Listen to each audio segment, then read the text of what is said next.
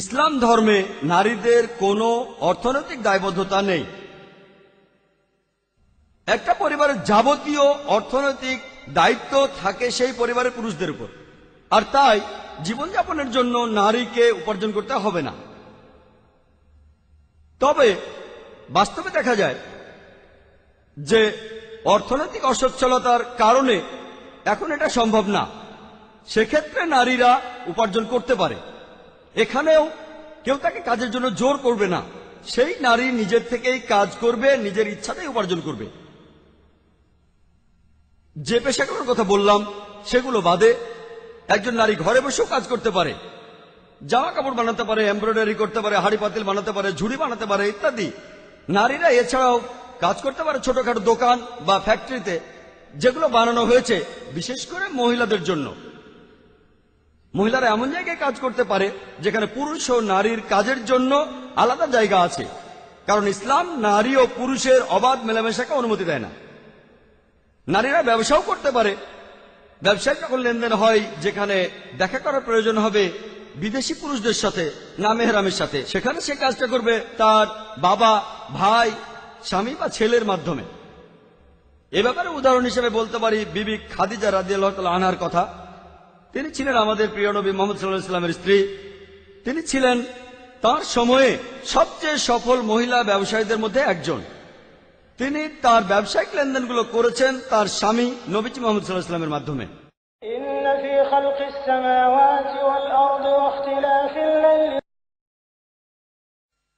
ইসলামে নারীদের জন্য পুরুষদের তুলনায় অনেক বেশি অর্থনৈতিক অধিকার নিশ্চিত করা হয়েছে।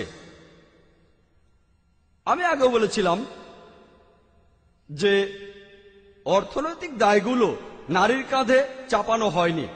যে কোনো পরিবারে অর্থনৈতিক দায়িত্ব থাকে পুরুষের উপরে। নারীদের বিয়ের আগে তাদের বাবা অথবা ভাই এবং বিয়ের পরে তাদের স্বামী অথবা সন্তান তাদের থাকা, খাওয়া এবং পড়ার খরচ বহন করবে। বিয়ের সময় নারীরা অনেক কিছু পেয়ে থাকে। তারা তখন পায় উপহার। বিয়ের সময় তারা যৌতুক পায়, যেটা বিয়ের উপহার, এটাকে বলা হয় দেনমোহর। আমি আগেও বলেছিলাম যে পবিত্র কোরআনের সূরা নিসা 4 নম্বর আয়াতে উল্লেখ করা হয়েছে, তোমরা নারীদের প্রদান করবে দেনমোহর, বিয়ের উপহার।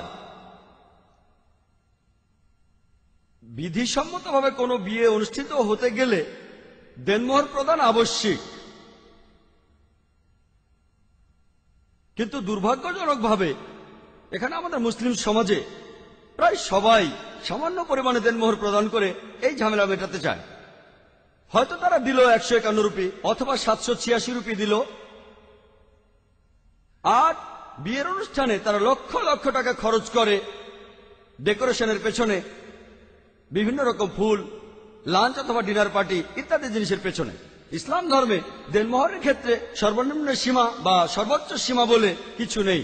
কিন্তু যদি কেউ বিয়ের অনুষ্ঠানে লক্ষ লক্ষ টাকা খরচ করতে পারে, সেখানে অবশ্যই দেনমোহর বেশি হবে। মুসলিম সমাজের ভেতরে বিভিন্ন রকম নিয়ম কানুন ঢুকে গেছে, বিশেষ করে আমাদের এই উপমহাদেশে। আমরা অল্প পরিমাণে দেনমোহর প্রদান করি আর আশা করি আমার স্ত্রী ফ্রিজ নিয়ে আসবে, একটা টিভি নিয়ে আসবে। আশা করি স্ত্রীর কাছ থেকে আমরা ফ্ল্যাট পাবো, আমরা গাড়ি পাবো ইত্যাদি। আর যৌতুক হিসেবে পাবো বড় অঙ্কের টাকা। এটা নির্ভর করে স্বামীর সামাজিক অবস্থানের উপর।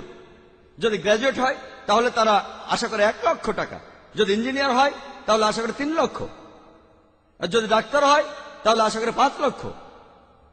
বিয়েতে যৌতুক দেয়া, বিয়েতে স্বামী স্ত্রীর কাছ থেকে যৌতুক নিচ্ছে, প্রত্যক্ষ বা পরোক্ষভাবে ইসলামে এটা নিষিদ্ধ। যদি সেই মেয়ের বাবা ও মা মেয়েকে কিছু দিয়ে থাকে তাদের নিজের ইচ্ছায়, এতে কোনো আপত্তি নেই। কিন্তু দাবি করা বা জোর করা, প্রত্যক্ষ বা পরোক্ষ, ইসলামে এটাকে নিষিদ্ধ করা হয়েছে।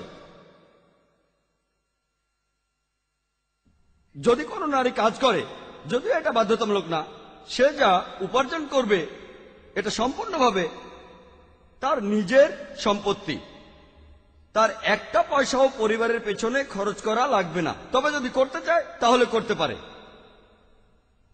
কারো স্ত্রী সে যতই ধনী লোক হোক, এটা স্বামীর কর্তব্য যে তার স্ত্রীর থাকা, খাওয়া, পড়া এবং অন্যান্য অর্থনৈতিক অধিকারগুলো নিশ্চিত করবে। যদি কোনো মহিলা তালাকপ্রাপ্ত হয় অথবা বিধবা হয়, তখন ইদ্যতের সময়কালের জন্য তাকে আর্থিক সাহায্য দেয়া হয়। যদি তখন তার সন্তান থাকে, তাদের ভরণ পোষণের জন্য সাহায্য করা হয়। ইসলাম নারীদেরকে উত্তরাধিকার সূত্রে অধিকার দিয়েছে 1400 বছর আগে। পবিত্র কোরআনের অনেক আয়াত এই কথা বলছে।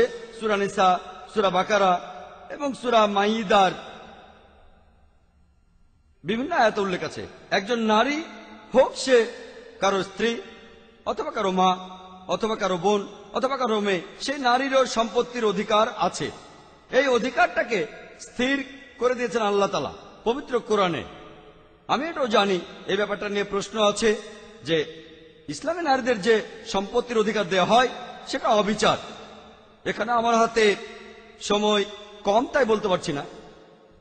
ইনশাআল্লাহ পরে আমাকে প্রশ্ন করবেন, তখন আমি আরো বিস্তারিতভাবে এ বিষয়ে জানাতে পারব। আসুন এবার আমরা দেখি তারপরের অধিকারটা, নারীর সামাজিক অধিকার ইসলামে। সামাজিক অধিকারকে ভাগ করা যায় আরো 4টা ভাগে। সামাজিক অধিকার, কন্যা হিসেবে অধিকার, স্ত্রী হিসেবে, মা হিসেবে এবং বোন হিসেবে। প্রথমে দেখি ইসলামে নারীকে কন্যা হিসেবে কি অধিকার দেয়া হয়েছে। ইসলামে কন্যা শিশুর ভ্রূণ হত্যা নিষিদ্ধ। ইসলাম ধর্মে কন্যা শিশু হত্যা করাকে নিষিদ্ধ করা হয়েছে। পবিত্র কোরআনের সূরা তাকবীরের 8 ও 9 নম্বর আয়াতে উল্লেখ করা হয়েছে, যখন জীবন্ত সমাধিস্থ কন্যা তোমাকে জিজ্ঞেস করবে যে কোন অপরাধে তাকে হত্যা করা হয়েছিল, শুধুমাত্র কন্যা শিশুর ভ্রূণই নয়, ইসলাম ধর্মে যাবতীয় ভ্রূণ হত্যাকে নিষিদ্ধ করা হয়েছে, হোক সেটা পুত্র সন্তান অথবা কন্যা সন্তান।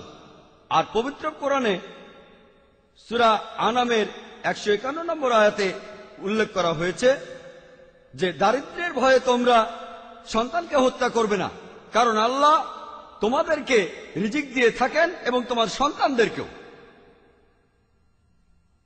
এছাড়াও পবিত্র কোরআনে সূরা ইসরার 31 নম্বর আয়াতে উল্লেখ করা হয়েছে, বলা হয়েছে তোমাদের সন্তানদের দারিদ্র্যের ভয়ে হত্যা করো না, কারণ আল্লাহ তোমাদের রিজিক দিয়ে থাকেন এবং তোমাদের সন্তানদেরকেও। নিশ্চয়ই সন্তান হত্যা করা একটা মহাপাপ। ইসলাম পূর্ববর্তী আরবে যখনই কন্যা সন্তান জন্মাত, প্রায় জীবন্ত পুঁতে ফেলা হতো। আলহামদুলিল্লাহ, আরবে ইসলাম প্রচারের পর এই অশুভ চর্চাটি একেবারে বন্ধ হয়ে যায়। তবে দুর্ভাগ্যের কথা, এই চর্চাটি এখনো রয়ে গেছে আমাদের দেশ ইন্ডিয়ায়। বিবিসির একটা রিপোর্ট অনুযায়ী টিভিতে একটা অনুষ্ঠানটার নাম ছিল লেট হার ডাই। সেখানে একজন ব্রিটিশ রিপোর্টার, যার নাম এমিলি বেকানন, যিনি সে ব্রিটিশ থেকে এসেছিলেন, আমাদের দেশে একটা পরিসংখ্যান নিয়ে নবজাত কন্যা শিশুর হত্যার উপরে অনুষ্ঠানটা দেখানো হয়েছিল প্রায় 1 বছর আগে স্টার টিভিতে। আর আলহামদুলিল্লাহ, অনুষ্ঠানটা প্রতি মাসই দেখানো হয়। এই কয়েকদিন আগেও সেটা আবার দেখানো হয়েছিল। আর সেই অনুষ্ঠানে পরিসংখ্যানটা বলা হয়েছিল প্রত্যেক দিন 3000-এরও বেশি মহিলার গর্ভপাত ঘটানো হয় যখন তারা জানতে পারে সন্তানটি মেয়ে। আপনি যদি এটা থেকে 1 বছরের হিসেব চান, 365 দিয়ে গুণ করুন, তাহলে আপনি দেখবেন যে 10 লাখেরও বেশি মহিলার গর্ভপাত ঘটানো হয় প্রত্যেক বছর আমাদের দেশে। আপনারা বিলবোর্ড দেখবেন আর পোস্টার দেখবেন, এগুলো তামিলনাড়ু আর রাজস্থানে দেখবেন, বলা হচ্ছে spend 500 rupees and save 5 lakh rupees. এর অর্থটা কি? আপনি 500 রুপি খরচ করেন ডাক্তারি পরীক্ষার পেছনে, যেমন অ্যামিনোসেন্টেন্টাস বা আল্ট্রাসোনোগ্রাফি, আর এভাবে সন্তানটা ছেলে না মেয়ে জেনে নিন। সন্তানটা মেয়ে হলে গর্ভপাত ঘটাতে পারেন, আর এভাবে বাঁচাবেন 5 লক্ষ রুপি। কিভাবে? মেয়েটাকে বড় করতে হলে টাকা খরচ হবে, তারপর তার বিয়ের সময় আরো টাকা খরচ হবে, যৌতুক দেবেন। তামিলনাড়ু প্রদেশের সরকারি হাসপাতালের রিপোর্ট অনুযায়ী কন্যা শিশু জন্মানোর পর প্রতি 10 জনের মধ্যে 4 জনকে হত্যা করা হয়। আর এজন্যই ইন্ডিয়াতে নারীদের সংখ্যা পুরুষের চাইতে অনেক কম। নবজাতক কন্যা শিশু হত্যা করা হচ্ছে ইন্ডিয়াতে কয়েকশো বছর ধরে। যদি পরিসংখ্যান দেখেন 1901 সালের আদমশুমারিতে প্রতি 1000 জন পুরুষের বিপরীতে সে সময় ইন্ডিয়ায় নারীর সংখ্যা ছিল 972 জন। আর 1981 সালের পরিসংখ্যান অনুযায়ী আদমশুমারি, সেখানে বলা হচ্ছে যে প্রতি 1000 জন পুরুষের বিপরীতে ইন্ডিয়ার নারীর সংখ্যা 934 জন। আর 1991 সালের আদমশুমারি আমাদের বলছে প্রতি 1000 জন পুরুষের বিপরীতে ইন্ডিয়ায় নারীর সংখ্যা 927 জন। তাহলে দেখতে পাচ্ছেন ইন্ডিয়ায় নারীর সংখ্যা দিন দিন কমে যাচ্ছে। আর এখন বিজ্ঞান আর চিকিৎসা উন্নত হয়েছে, এতে করে অশুভ চর্চাটি সুবিধা হয়েছে। এখন ইসলাম আমাদেরকে বলছে যে তোমরা তোমাদের সন্তানকে হত্যা করো না, হোক সে ছেলে অথবা মেয়ে। তাহলে ইসলামের এই নিয়মকে কি বলবেন, আধুনিক নাকি সেকেলে? ইসলাম শুধুমাত্র সন্তান হত্যাকেই নিষিদ্ধ করছে না, এটাও নিষিদ্ধ করছে আর তিরস্কারও করা হয়েছে যে ছেলে সন্তানের জন্ম হলে আনন্দ করা আর মেয়ে সন্তানের জন্ম হলে সেটা নিয়ে দুঃখিত হওয়াকে। আর পবিত্র কোরআনে সূরা নাহলের 58-59 নম্বর আয়াতে উল্লেখ করা হয়েছে, এখানে বলা হয়েছে যখন তাদের কাউকে কন্যা সন্তানের সুসংবাদ দেওয়া হয় তখন তার মুখ কালো হয়ে যায়, সে তখন মনে খুব কষ্ট পায়। তাকে যে সুসংবাদ দেওয়া হয়েছে তার গ্লানির কারণে সে নিজ সম্প্রদায় হতে আত্মগোপন করে। সে চিন্তা করে কন্যা সন্তানকে কি রেখে দেবে নাকি মাটিতে পুঁতে ফেলবে। সাবধান, তাদের সিদ্ধান্ত কত নিকৃষ্ট। কোরআন শুধুমাত্র কন্যা শিশু হত্যাকে নিষিদ্ধ করছে না, আপনি যদি ছেলে হলে আনন্দ করেন, অন্যদিকে আপনার যদি মেয়ে সন্তান হয় তাহলে দুঃখ পান, এটাকেও কোরআন তিরস্কার করছে। ইসলামে কন্যা সন্তানকে বড় করতে হবে সঠিকভাবে। আর আহমেদের একটি হাদিস বলছে, নবীজি সাল্লাল্লাহু আলাইহি সাল্লাম তিনি বলেছেন, তোমাদের মধ্যে যে ব্যক্তি 2 জন কন্যাকে সঠিকভাবে বড় করবে তারা কিয়ামতের দিন যখন বিচার করা হবে সেদিন মুহাম্মদ সাল্লাল্লাহু আলাইহি সাল্লামের কাছাকাছি থাকবে। এরকম আরেকটা হাদিসে বলা হয়েছে যে তোমাদের মধ্যে যে 2 জন কন্যাকে ঠিকমতো বড় করবে, ভালো মতো যত্ন নেবে, ভালোবাসা দিয়ে বড় করে তুলবে, তারা জান্নাতে প্রবেশ করবে। ইসলামে ছেলে অথবা মেয়েকে বড় করার পেছনে কোনো পক্ষপাতিত্ব নেই। আমাদের প্রিয় নবীজির একটি হাদিস অনুযায়ী বলা হয়েছে যে আমাদের নবীজির আমলে একজন লোক তার ছেলেকে চুমু দিয়ে কোলের উপর বসালো, কিন্তু তার মেয়ের সাথে এমন ব্যবহার করলো না। নবীজি তখনই এটার প্রতিবাদ করে বললেন যে তুমি অবিচার করছো, তোমার মেয়েকেও একইভাবে চুমু দিয়ে অন্য কোলে বসানো উচিত। নবীজি মুহাম্মদ সাল্লাল্লাহু আলাইহি ওয়াসাল্লাম শুধুমাত্র সুবিচারের কথাই বলে যাননি, সুবিচারের চর্চাও তিনি করেছেন। আসুন দেখি ইসলামে একজন স্ত্রীর কি অধিকার আছে। আগেকার দিনের সব সভ্যতায় তারা মনে করত যে নারী তারা আসলে শয়তানের একটা হাতিয়ার, আর কোরআন নারীদেরকে আহ্বান করছে মোহসানা বলে, অর্থাৎ শয়তানের বিরুদ্ধে একটি দুর্গ। আর যদি ভালো একজন মহিলা কোনো পুরুষকে বিয়ে করে, সেই পুরুষ তাহলে ভুল পথে আর যাবে না, সে তখন থাকবে সিরাতুল মুস্তাকিমে, অর্থাৎ সঠিক পথে। একটি সহিহ হাদিসে মুহাম্মদ সাল্লাল্লাহু আলাইহি সাল্লাম তিনি বলেছেন যে ইসলামে সন্ন্যাস জীবনের কোনো স্থান নেই। এছাড়াও সহিহ বুখারীতে উল্লেখ আছে 7 নম্বর খণ্ড 3 নম্বর অধ্যায়ের 4 নম্বর হাদিস, বলা হয়েছে যে নবীজি আদেশ দিয়েছেন যুবক যুবতীরা যাদের বিয়ে করার সামর্থ্য আছে তারা বিয়ে করবে, কারণ এতে করে তারা তাদের দৃষ্টি আনত করবে এবং লজ্জাস্থানের হেফাজত করবে। হযরত আনাস একটা হাদিসের কথা বলেছেন, যে ব্যক্তি বিয়ে করে সে তার দিনের অর্ধেক দিন পূরণ করে। একবার একজন আমাকে প্রশ্ন করেছিল যে এই কথাটার মানে কি, যদি আমি 2 বার বিয়ে করি আমার সম্পূর্ণ দিন পূরণ হবে? নবীজির এই কথাটাকে লোকটা ভুল বুঝেছিল। নবীজি যখন বলেছেন বিয়ে করলে তোমার অর্ধেক দিন পূরণ হবে, এর মানে যে আপনি বিয়ে করলে আপনাকে অবাধ যৌনাচার থেকে বাঁচাবে, আপনাকে ব্যভিচার থেকে বাঁচাবে, এটা আপনাকে বাঁচাবে সমকামিতা থেকে। এগুলো থেকেই পৃথিবীর অর্ধেক পাপ তৈরি হয়। শুধুমাত্র বিয়ে করলেই আপনি স্বামী অথবা স্ত্রী হওয়ার সুযোগ পাবেন। শুধুমাত্র বিয়ে করলেই আপনি সুযোগ পাবেন একজন বাবা অথবা মা হওয়ার। আর বাবা অথবা মায়ের দায়িত্ব, স্বামী বা স্ত্রীর দায়িত্ব, এগুলো খুবই গুরুত্বপূর্ণ ইসলামে। এতে কোনো পার্থক্য নেই যে একজন লোক বিয়ে করলো 1টা 2টা বা 3টা 4টা, তারপরও সে অর্ধেক দিনই পূরণ করবে।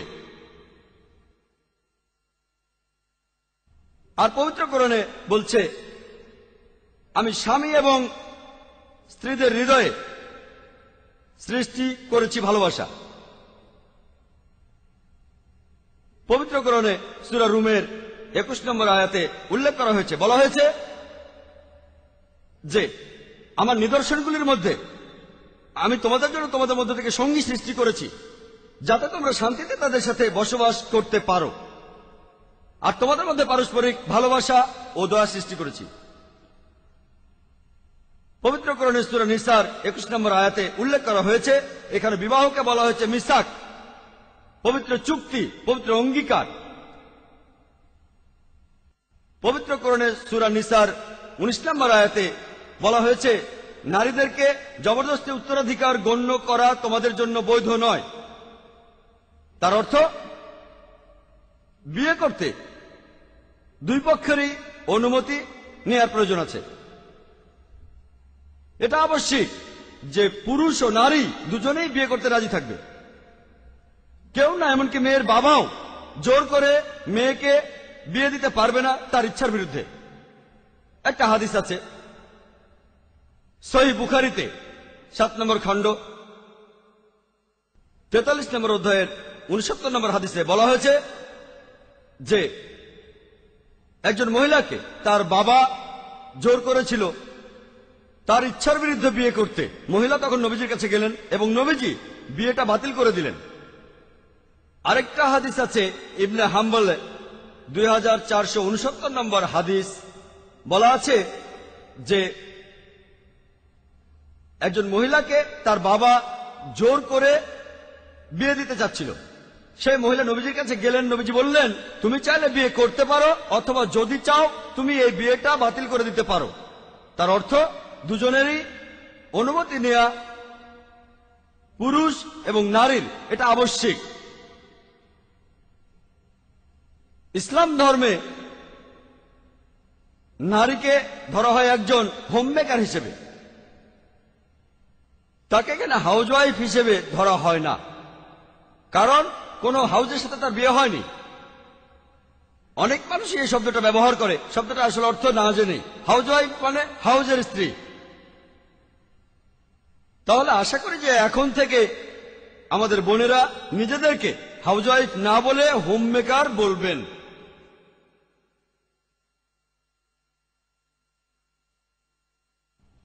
ইসলামে একজন নারীর সাথে তার প্রভুর বিয়ে হয় না যে তার সাথে দাসের মতো ব্যবহার করা হবে। নারীর বিয়ে হয় তার সমকক্ষের সাথেই।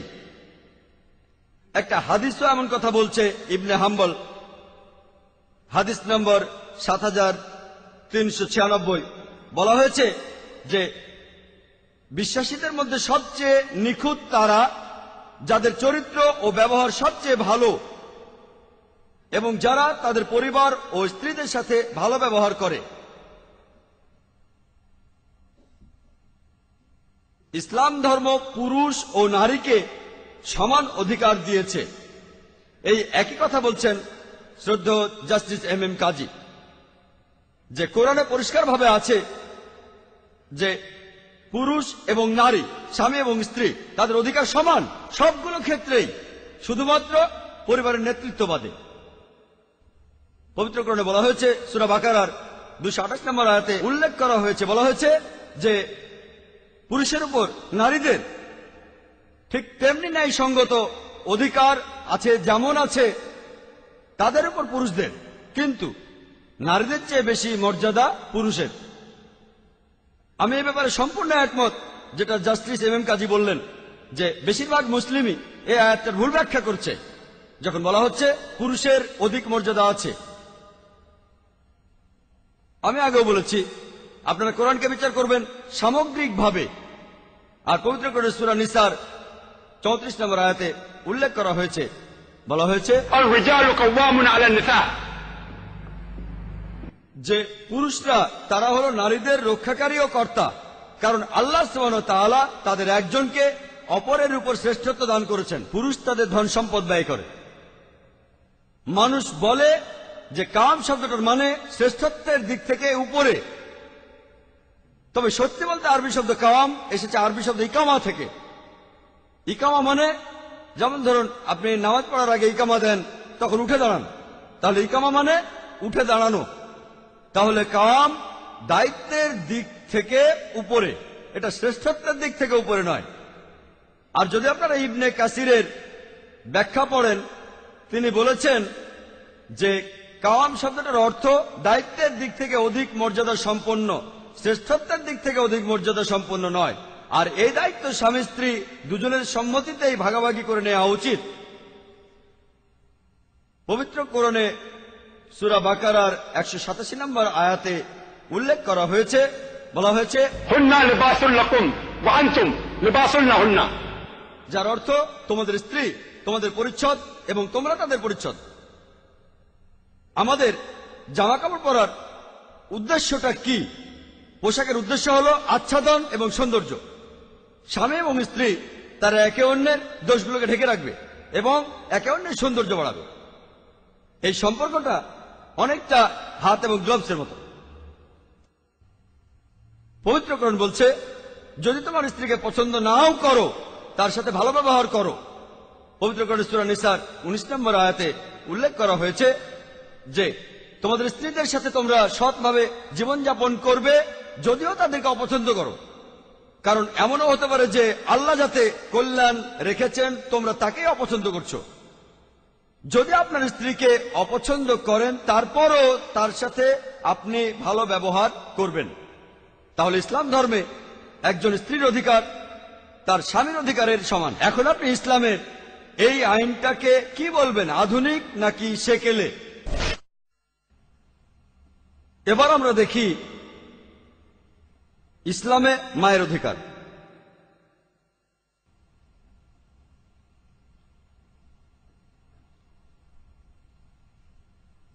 মাকে শ্রদ্ধা করার উপরে একমাত্র কাজটা হলো আল্লাহ সুবহানাহু ওয়া তাআলার উপাসনা করা। পবিত্র কোরআনে সূরা ইসরার 23 ও 24 নম্বর আয়াতে বলা হয়েছে যে আল্লাহ তাআলা তোমাদের আদেশ দিয়েছেন যে আল্লাহ ছাড়া কারো ইবাদত করো না এবং তোমরা পিতামাতার সাথে সদ্ব্যবহার করো।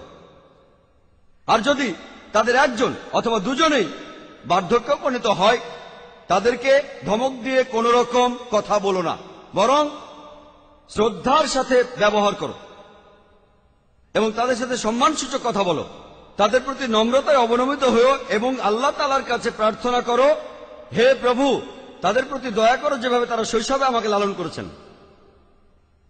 সূরা নিসার 1 নম্বর আয়াতে উল্লেখ করা হয়েছে যে তোমার মায়ের গর্ভকে সম্মান করো। সূরা আনামের 151 নম্বর আয়াতে উল্লেখ করা হয়েছে যে وبالوالديه তোমরা তোমাদের পিতামাতার সাথে সদ্ব্যবহার করবে। এরপরে সূরা লোকমানের 14 নম্বর আয়াতেও সেই একই কথা বলা হয়েছে। وَوَصَّيْنَا الْإِنسَانَ بِالْوَالِدَيْهِ إِحْسَانًا। আমি তো মানুষকে তার পিতামাতার সাথে সদাচরণের নির্দেশ দিয়েছি। কষ্টের পর কষ্ট বরণ করে জননী তার সন্তানকে গর্ভে ধারণ করেন। একই ধরনের কথা রয়েছে সূরা আহকাফে, সেখানে 15 নম্বর আয়াতে উল্লেখ করা হয়েছে, একই কথা বলা হচ্ছে। وَصَّيْنَا الْإِنسَانَ بِوَالِدِهِ إِحْسَانًا। আমি তো মানুষকে তার পিতামাতার সহিত সদ্ব্যবহারের নির্দেশ দিয়েছি। কষ্টের পর কষ্ট সহ্য করে জননী তাকে গর্ভে ধারণ করেন। একটি হাদিস বলছে, যেটা আছে আহমেদে, এছাড়াও ইবনে মাজায়ে, বলা হয়েছে মায়ের পায়ের নিচে বেহেশত আছে। তার মানে এই নয় যে মা যে রাস্তা দিয়ে হেঁটে যাচ্ছেন, তিনি যে নোংরা আবর্জনার উপরে পা দিয়েছেন সেটা বেহেশত হয়ে যাবে। এর মানে হলো আপনার কর্তব্য পালনের পাশাপাশি যদি আপনার মাকে শ্রদ্ধা করেন, তার সাথে ভালো ব্যবহার করেন, সম্মান করে কথা বলেন, তাহলে ইনশাআল্লাহ আপনি বেহেশতে যাবেন।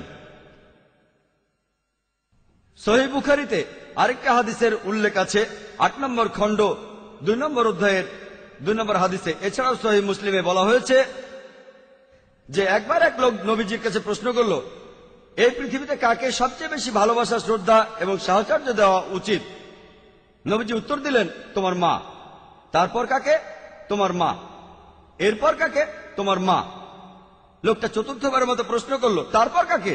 নবীজি বললেন, তোমার বাবা। 75% ভালোবাসা এবং শ্রদ্ধা সেটা পাবেন বাবা, সেটা পাবেন মা। আর 25% ভালোবাসা আর শ্রদ্ধা সেটা পাবেন বাবা। ভালোবাসা আর শ্রদ্ধার 4 ভাগের 3 ভাগ সেটা পাচ্ছেন মা, আর এই ভালোবাসা ও শ্রদ্ধার 4 ভাগের 1 ভাগ পাচ্ছেন বাবা। অন্য কথায়, মা গোল্ড মেডেল পাচ্ছেন, সিলভার মেডেলও পাচ্ছেন মা, ব্রোঞ্জ মেডেলও পাচ্ছেন মা, আর বাবা এখানে একটা সান্ত্বনা পুরস্কার পাচ্ছেন।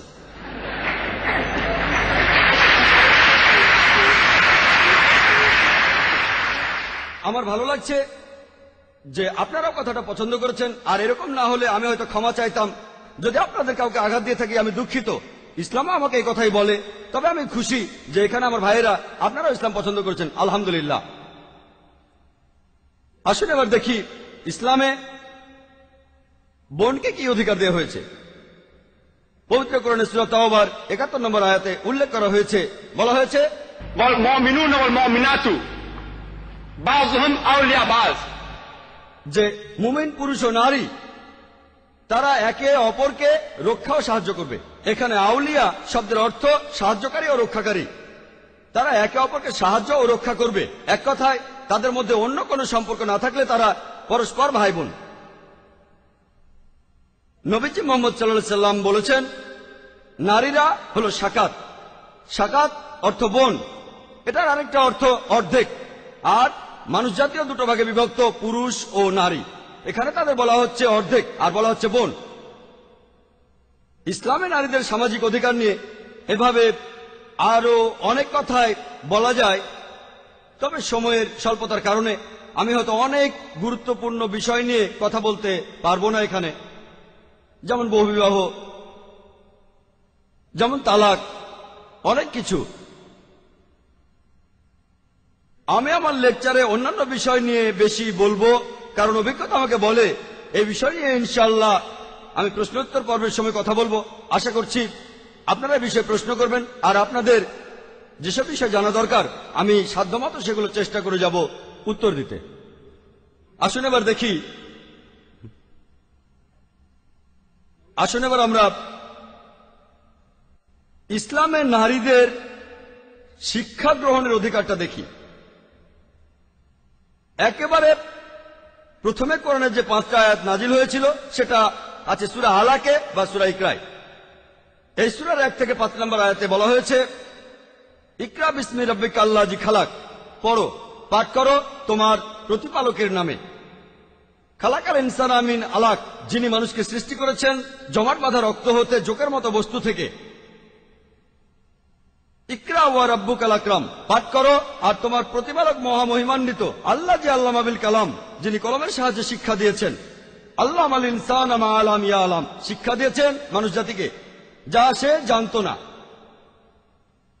পবিত্র কোরআন মানুষ জাতির উদ্দেশ্যে প্রথম যে নির্দেশটা দিয়েছে সেটা ইবাদতের জন্য না, রোজা রাখার জন্য না, যাকাত দেওয়ার জন্য না, বলা হয়েছে পড়ো। ইসলাম শিক্ষা গ্রহণের উপর অনেক গুরুত্ব দিয়েছে।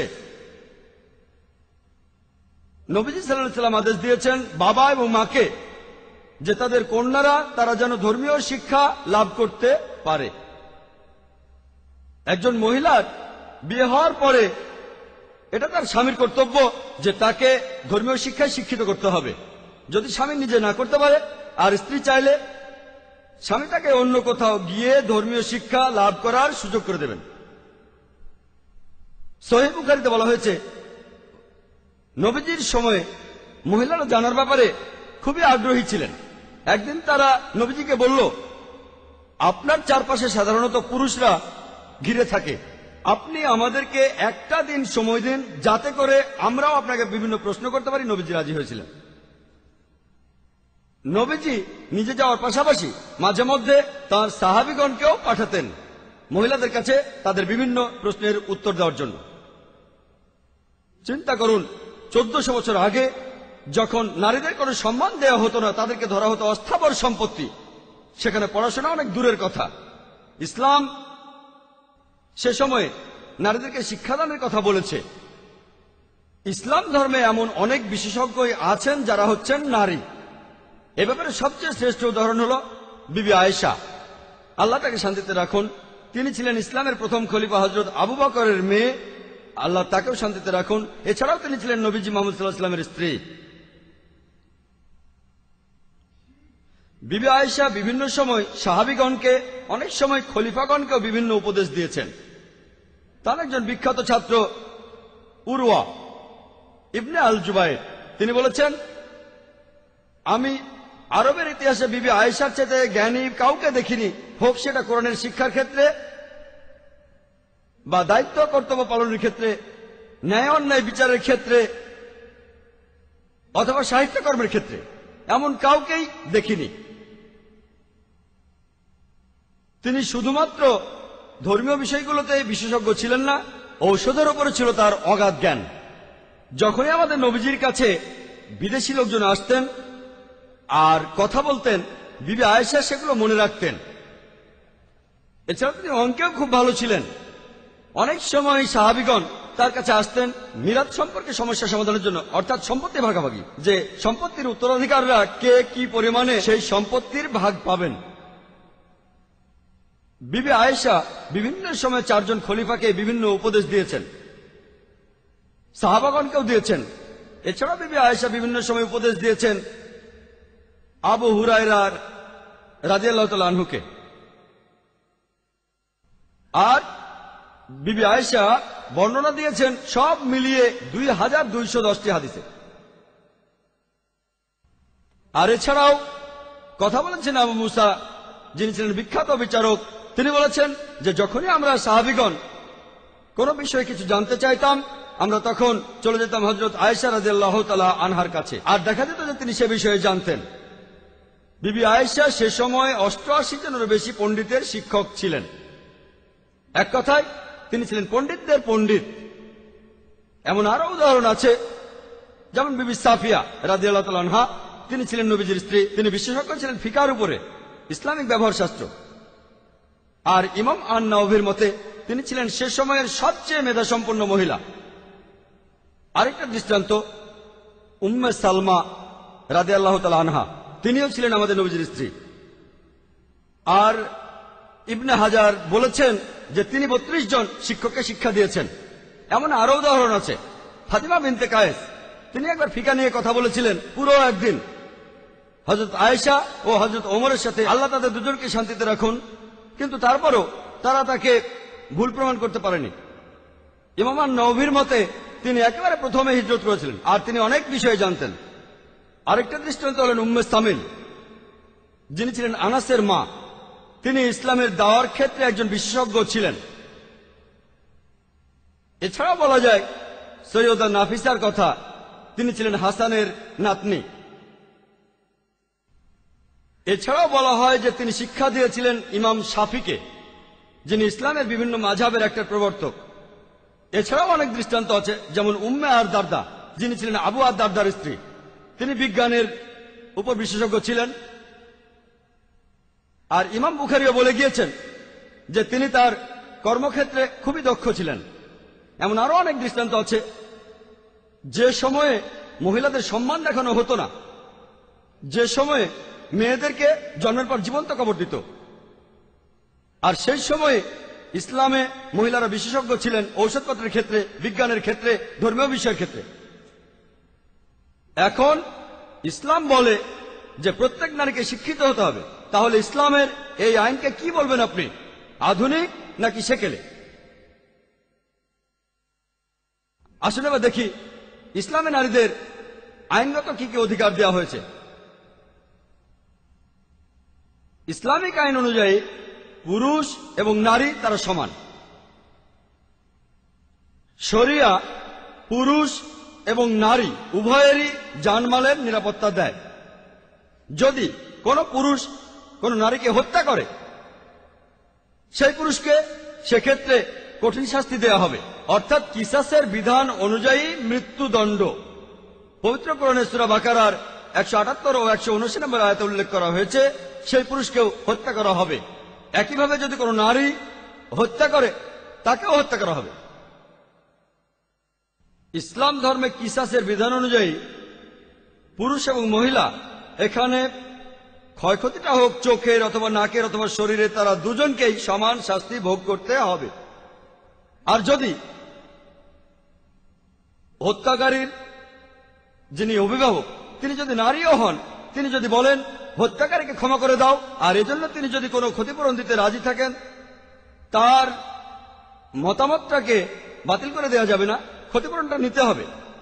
আর যাকে হত্যা করা হয়েছে তার আত্মীয়দের মধ্যে যদি মতবিরোধ দেখা দেয়, কেউ বলছে হত্যাকারীকে মেরে ফেলতে হবে, আর কেউ বলছে তাকে ক্ষমা করে দিয়ে ক্ষতিপূরণ নিতে হবে, তখন সেই হত্যাকারীর মৃত্যুদণ্ডে বাধা দিতে হবে। আর এখানে যারা সাক্ষ্য দেবে, তারা পুরুষ হোক বা মহিলা হোক, তাদের মতামতগুলো সমান গুরুত্ব পাবে। পবিত্র কোরআনের সূরা মাইদার 38 নম্বর আয়াতে উল্লেখ করা হয়েছে, বলা হয়েছে যে চুরি করবে সে পুরুষ হোক অথবা নারী, তার হাতটা তোমরা কেটে ফেলো, এটা তার কৃতকর্মের ফল এবং আল্লাহর পক্ষ হতে আদর্শ দণ্ড। যদি কেউ চুরি করে, এখানে সে পুরুষ হোক অথবা নারী, এক্ষেত্রে তার হাত কেটে ফেলা হবে। দুজনের শাস্তি এক। পবিত্র কোরআনে সূরা নূরের 2 নম্বর আয়াতে উল্লেখ করা হয়েছে, বলা হয়েছে যদি কেউ ব্যভিচার করে, হোক সে পুরুষ অথবা নারী, প্রত্যেককে 100 কষাঘাত করবে। ইসলামে ব্যভিচার করার শাস্তি আর এখানে সে পুরুষ হোক অথবা নারী, শাস্তিটা একই, 100টা কষাঘাত করতে হবে। ইসলাম ধর্মে পুরুষ এবং নারীর জন্য একই শাস্তির বিধান। ইসলাম ধর্মে একজন নারীর সাক্ষ্য দেওয়ার অনুমতি আছে। চিন্তা করেন, ইসলাম নারীকে সাক্ষী হওয়ার অধিকার দিয়েছে 1400 বছর আগে। এমনকি আজকের দিনেও এই 1980 সালে ইহুদি রাবাইরা চিন্তা ভাবনা করছে, তারা তখন চিন্তা ভাবনা করেছিল যে নারীদেরকে বিচারে সাক্ষ্য দেওয়ার অধিকার দেয়া যায় কি যায় না। আর ইসলাম এই অধিকার দিয়েছে 1400 বছর আগে।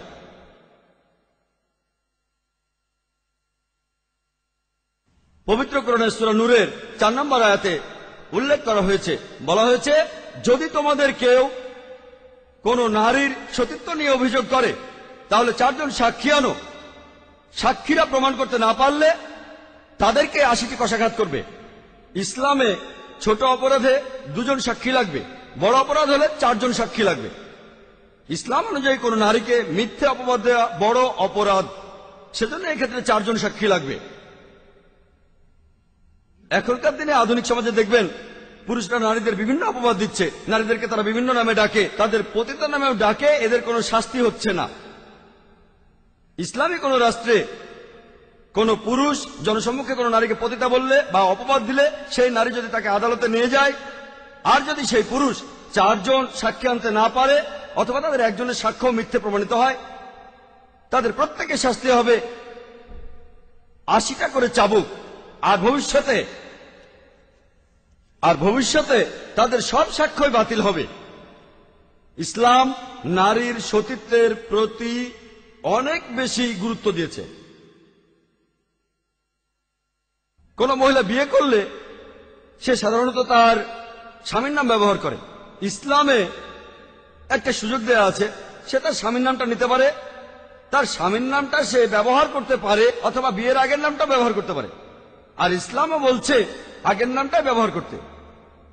বেশ কিছু মুসলিম সমাজে দেখা যায় বিয়ের পরেও মহিলারা তাদের আগের নামটাই ব্যবহার করছে, কারণ ইসলামিক আইন অনুযায়ী পুরুষ এবং নারী সমান। এখন ইসলামের এই আইনকে কি বলবেন, আধুনিক নাকি সেকেলে? আসুন এবার দেখি রাজনৈতিক অধিকার। পবিত্র কোরআনে সূরা তাওবার 71 নম্বর আয়াতে উল্লেখ করা হয়েছে, বলা হয়েছে والمؤمنون والمؤمنات بعضهم أولياء بعض। তার অর্থ পুরুষ এবং নারী তারা একে অপরের সাহায্যকারী। শুধুমাত্র সামাজিক ক্ষেত্রে সাহায্যকারী নয়, রাজনৈতিক ক্ষেত্রেও পুরুষ এবং নারী একে অন্যকে সাহায্য করবে। ইসলাম নারীদের দিয়েছে ভোট দেওয়ার অধিকার। যদি আপনারা সূরা মুমতাহিনা পড়েন, এই সূরার 12 নম্বর আয়াতে বলা হয়েছে, হে নবী, যখন মুমিন নারীরা তোমার কাছে এসে আনুগত্যের শপথ নেবে। এখানে আরবি শব্দটা হলো বায়ান। আর বায়ান এটার মানে হচ্ছে আমাদের বর্তমান সময়ের ইলেকশনের চাইতেও আরো ব্যাপক। আর নবীজি সাল্লাল্লাহু আলাইহি সাল্লাম তিনি শুধু আল্লাহর রাসূলই ছিলেন না, এছাড়া তিনি ছিলেন রাষ্ট্রপ্রধান। মহিলারা নবীজির কাছে আসতো আর তারা রাষ্ট্রপ্রধান হিসেবে নবীজির কাছে আনুগত্য প্রকাশ করত। তাহলে ইসলাম নারীদেরকে ভোট দেওয়ার অধিকারও দিয়েছে।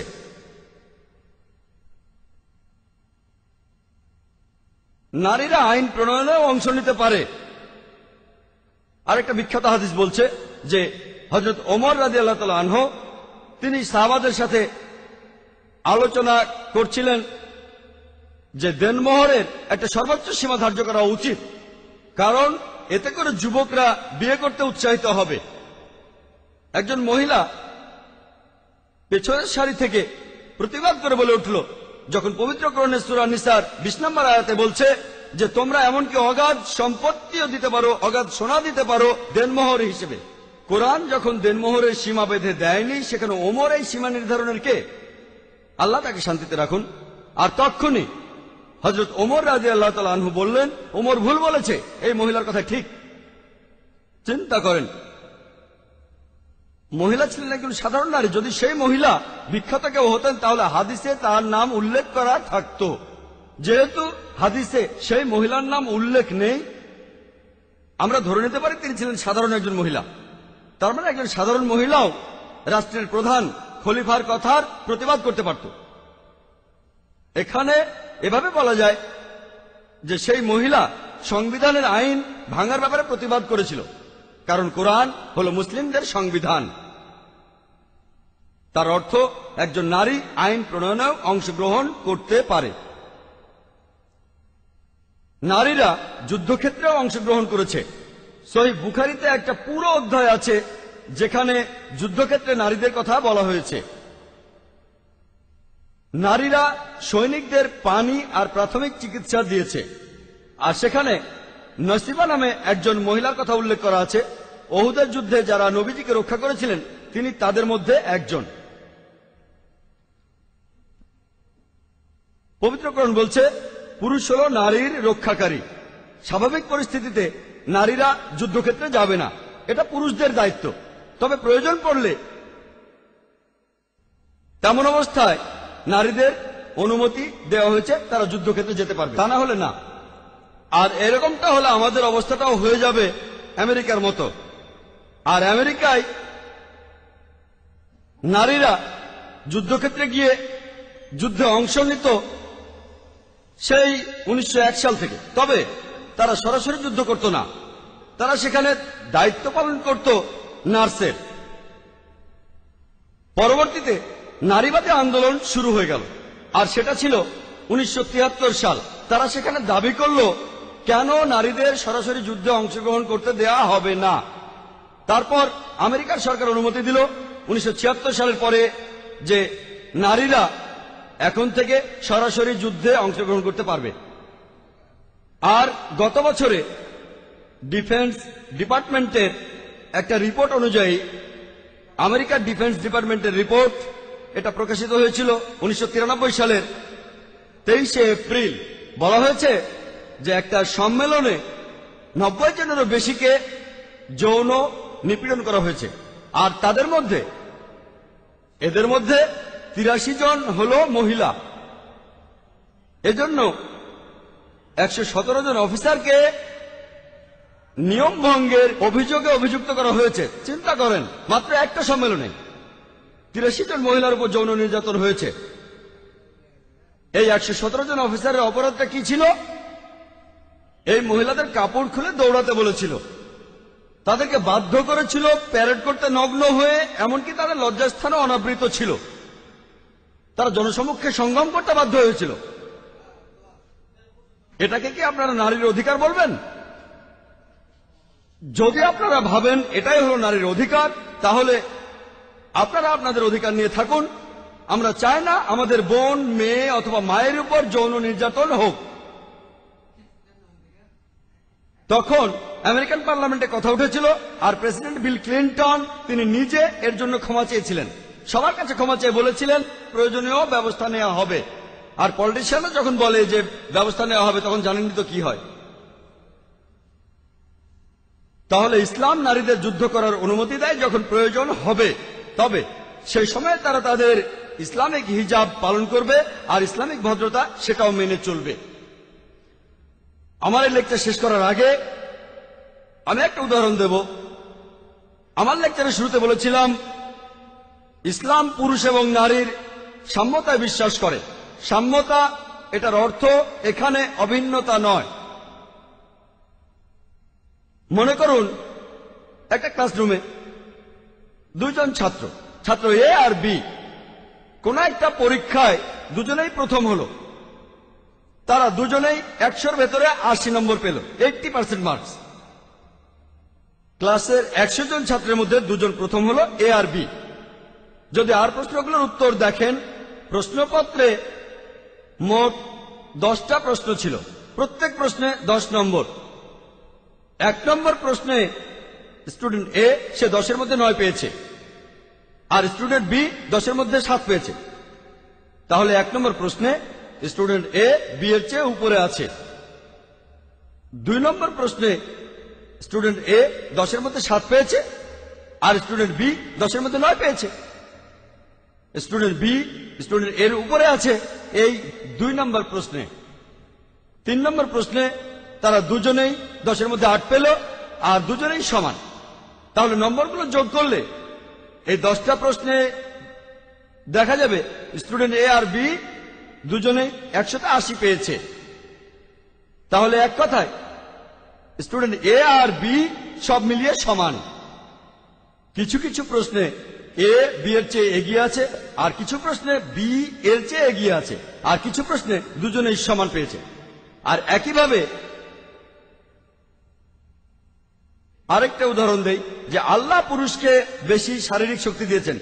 ধরুন আপনার ঘরে চোর ঢুকেছে, তখন কি বলবেন আমি নারী অধিকারে বিশ্বাস করি, নারীরও সমান অধিকার? তখন কি আপনার মা, বোন বা স্ত্রী আর মেয়েকে চোরের সাথে লড়াই করতে বলবেন? না, এখানে আপনি নিজেই লড়াই করবেন। প্রয়োজন পড়লে তারা আসতে পারে, কিন্তু সাধারণ অবস্থায় যেহেতু আল্লাহ আপনাকে বেশি শক্তি দিয়েছেন, আপনি সে চোরের সাথে লড়াই করবেন। তাহলে শারীরিক শক্তির ক্ষেত্রে পুরুষ নারীদের চাইতে উপরে আছে। আপনাদের আরেকটা উদাহরণ দেই।